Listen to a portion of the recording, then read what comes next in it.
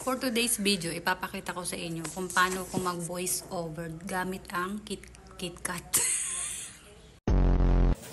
Take 2. Take 3. CapCut pala. Yun.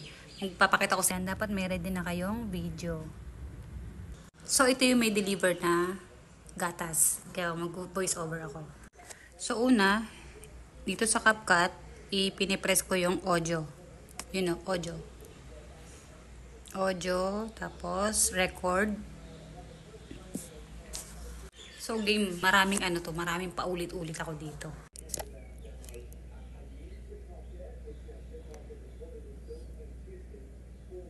So, for today's video, ay ang pag-deliver ng gatas. Pinost ko ulit. Pakinggan natin yung voice over ko. Play natin dito. So, for today's video, ay ang pag-deliver ng gatas. So, that's all for today's video. Ang pag-voice over ko ng paulit-ulit. Hindi ko na tinapos kasi mahaba yun eh. Kaya nag-iisip ako kung anong sasabihin ko.